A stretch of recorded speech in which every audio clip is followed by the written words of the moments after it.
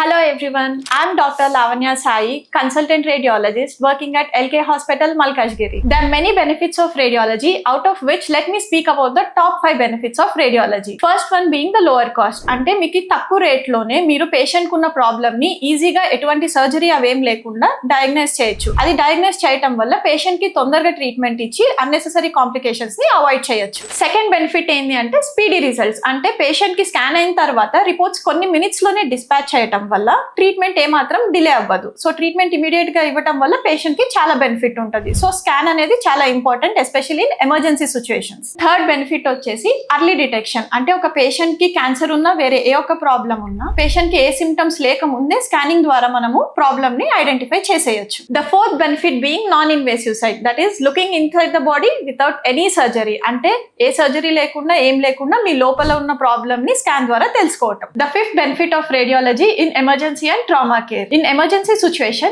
every single second counts. Example, CT scan చేయటం వల్ల ఒక పేషెంట్ కి ఎమర్జెన్సీ సిచ్యువేషన్ లో ఇంటర్నల్ బ్లీడింగ్ ఉన్నా లేదా స్ట్రోక్ ఉన్నా లేదా ఏ ఒక ఆర్గన్ డ్యామేజ్ ఉన్నా మనం ఐడెంటిఫై చేయొచ్చు. దాని నుంచి ఒక సర్జన్ ఇమీడియట్ గా ట్రీట్మెంట్ ఇస్తారు. There are many benefits of radiology, out of which I have just spoken about top 5 benefits now.